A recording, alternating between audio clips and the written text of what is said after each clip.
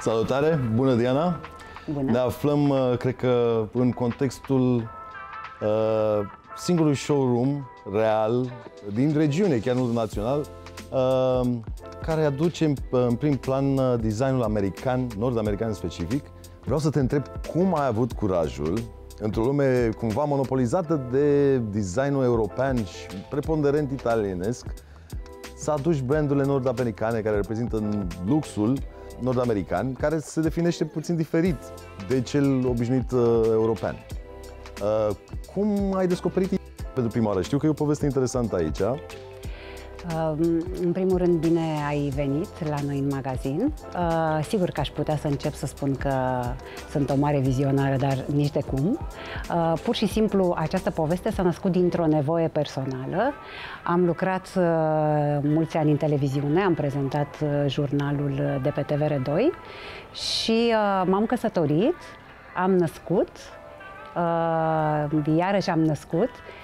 Și sigur că mi-am dorit să rămân acasă cu familia mea, pentru că în momentul în care ai copii și ți dorești foarte tare, atunci timpul, mă rog, nu-ți mai aparține, ci aparține familiei, cel puțin din punctul meu de vedere. Drept pentru care, la un moment dat, am cochetat cu ideea de a mă întoarce în televiziune. Evident că nu mai m-am găsit locul, plus că nici timpul n-aș fi dorit să-l las acolo, pentru că în televiziune lucrez multe ore.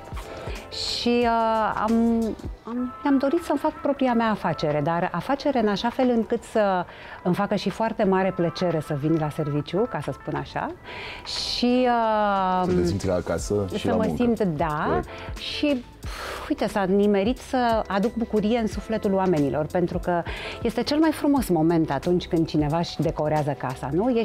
Ești fericit, ești împlinit.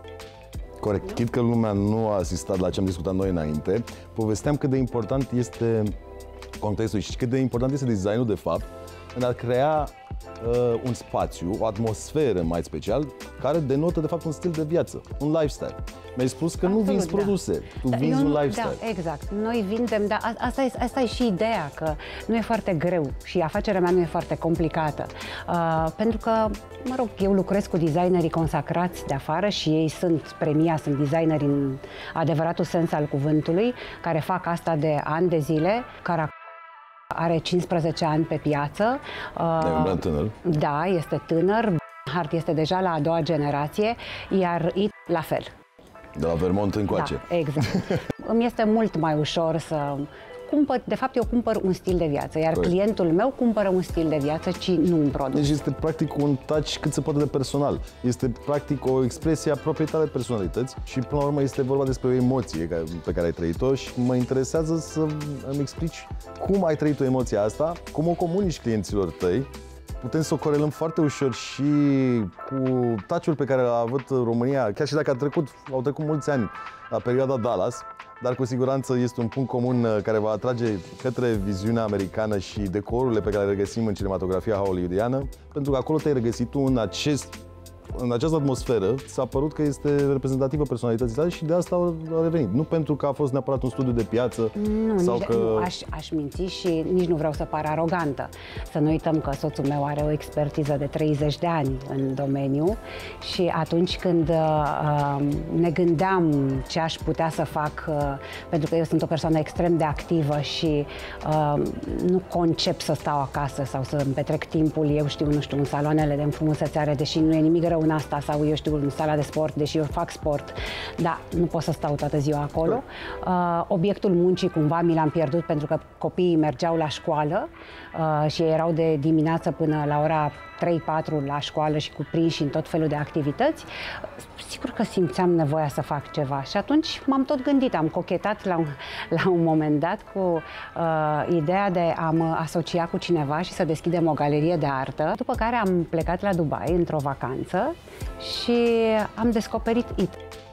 Și apropo de ce îmi spuneai tu și ce discutam înainte, de atmosfera caldă pe care noi toți ar trebui să o simțim atunci când ajungem acasă, asta am simțit eu când am intrat în magazinul IT din Dubai. Și a fost așa, parcă am avut senzația că intru acasă și că simt nevoia să mă relaxez și să mă așez pe canapea și să mă uit la televizor. Vreau să subliniez exact emoția asta, să punem puțin punctul pe ei vis-a-vis de ce înseamnă impactul designului și cum se clădește o atmosferă pe bază de sentiment. Pentru că tot ce mi-ai spus acum este exact, nici nu, you can't put your finger on it, până la urmă. În primul rând, cred că trebuie să-ți cunoști clientul atunci când îți intră în magazin. Și în funcție de nevoia lui, pentru că, totuși, să nu uităm, americanul urmărește nevoia, funcțiunea și apoi forma, să încerci să-i compilezi o atmosferă. Corect, și poate sunt și un touch tradiționalist, că până la urmă să nu uităm, rădăcinile sunt chiar influențele coloniale, absolut, da? Pe vremea Imperiului Britanic. Și o să spun, cum te-ai regăsit în primul rând, mie îmi place, atmosfera e o atmosferă, nu știu dacă, mă rog, o caracteristică a designului american, sobrietatea, culorile care sunt culori deschise, bej, nuanțe de, mă rog, de blăuri, de bleu prăfuit, galben prăfuit, roz prăfuit, culori calde, care te îmbrățișează, care nu te agresează în niciun fel. Culorile puternice la american nu o să le găsești decât în accesorii, poate în kilturi sau poate în perne sau poate, eu știu, o bucată de tapet cumva în spatele patului. Au foarte multă lumină naturală și lumina artificială contează foarte mult. Nu discutam mai devreme că e o adevărată poveste, e o adevărată, ai nevoie de studiu, sigur, noi nu facem asta, dar încercăm să direcționăm clienții către oamenii care, mă rog, care știu să facă, pentru că eu militez totuși atunci când vrei să-ți mobilezi casa, așa cum cauți un doctor bun, trebuie să cauți și un arhitect bun și un designer bun. Noi lucrăm și aici am colegi care au terminat arhitectură, care au terminat design. Nu știu, cred că s-a legat într-o lună, am cumpărat franciza. Am avut un succes fulminant, ca să spun așa, fără falsă modestie. În primii 4 ani am vândut foarte bine și la un moment dat am simțit nevoia și de altceva, să mai facem o completare. Soțul meu a plecat la târg în America și acolo i-a descoperit pe cei de la Cara și, mă rog, i-am adus în România. E un alt gust. Au fost mai ușor de convins doar prin prima faptului că nu, au fost ușor, nici nu ar fi băgat în seamă, cred, dar soțul meu a cumpărat, ei au și o divizie mai economică și, sigur, el a cumpărat foarte multă mobilă de la ei și atunci am descoperit și divizia lor de lux și așa, și vindem foarte bine Cara.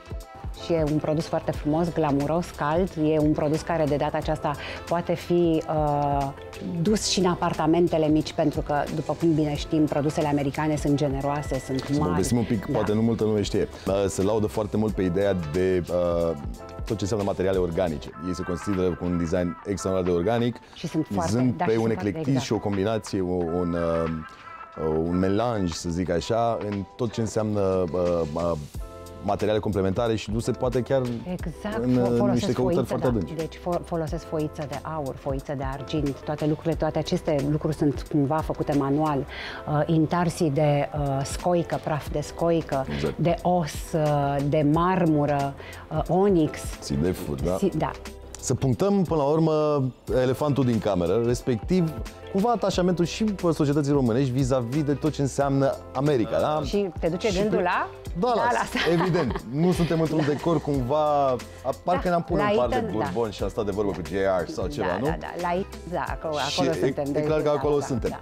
Și atunci it raises the question, adică, da, mă rog, ridică întrebarea cât de mult crezi că ne-a influențat ca un popor sau așa pentru o piață românească care n-a fost expusă mai mult decât către Dallas sau așa, cel puțin în perioada anterioară, cât de mult a influențat atașamentul vis-a-vis de decorurile de la IT? Să știi că clientul meu este un client educat, sofisticat, un client care merge în vacanțe, care merge destul de des în America, care merge destul de des la Dubai, merge destul de des în Europa. Mai nou, dacă mi-aduc aminte, am fost la Paris și am descoperit cu plăcere mobila americană într-un hotel 100% franțuzesc. În Italia, la fel. Pe zona de mid-century sau așa, și vorbim de band aici, îmi trezește o amintire, poate nu multă lume știe, de filmul The Party, care a fost foarte, foarte titrat și foarte bine văzut, unde e un spectacol, pentru că toată acțiunea se întâmplă într-o singură casă, care este exact din perioada anilor 50-60, vorbim de mid-century modern, care, bun, nu e neapărat la ci găsim mai degrabă la Bell. Și asta e pasul care face legătura între punțile astea de colonialism, regency trecut și către modernitatea care a consacrat designul mid-century modern, adică al americanilor, că până la urmă ei sunt tăticii la chestiunea asta. Drept urmare, vreau să știu cum ai dat peste acest brand, cum l-ai apreciat la primul impact și cum ai crezut că va avea succes în piața românească, fiind totuși ceva care nu este chiar în văzut tuturor. L-am descoperit tot la 2 ani mai târziu, după ce am adus Cara. Am simțit nevoia și de altceva, cumva, și l-am descoperit tot în America, la Târg, la High Point. Și uite așa, în magazinul nostru de 2000 de metri pătrați, avem un showroom unde poți să găsești și să mulțumești 3 gusturi. Corect. Clasic, glamuros și modern. Știi cum e? Cea mai bună reclamă este din gură în gură. Corect. Și cea mai bună reclamă sunt eu, fără falsă modestie, pentru că am un capital de imagine pe care mi l-am construit în ani de zile. Sigur, numele Teșucu mă ajută foarte mult. Sunt într-o zonă excepțională. Datorită Instagramului, evident că am clienți din toată țara. Și mă urmăresc și vând și eu sunt foarte implicată, extrem de implicată, merg pe șantier, îmi face foarte mare plăcere să împărtășesc din cunoștințele mele, puține, dar pe care le-am câștigat pentru că am trecut pe acolo, sunt deja la a doua casă pe care am făcut-o și pot să spun că mi-am descoperit un al doilea job, pot să fiu diriginte de șantier cu ușurință. Am învățat extrem de multe lucruri, am învățat extrem de multe lucruri de la arhitectul meu cu care am lucrat și cu care sunt împreună, mă rog, suntem împreună cumva în aceste colaborări de 10 ani de zile și colegii mei sunt arhitecți, avem o echipă de profesioniști și uite, apropo de asta, am fost, spre exemplu, anul acesta am fost la Milano, la Târg și sincer spun, chiar nu mă mai recunosc și nu m-aș vedea cumva să trăiesc într-o atmosferă italiană. Nu-mi place lacatul, am descoperit la Târg extrem de multă mobilă lacată, foarte mult pal, fotoliile mici, canapelele mici, brandurile sunt extrem de scumpe, pentru că, să nu uităm, o canapea de firmă. E un brand global, până la urmă, Italia în sine. Ok, o canapea costă 20 și ceva de mii de euro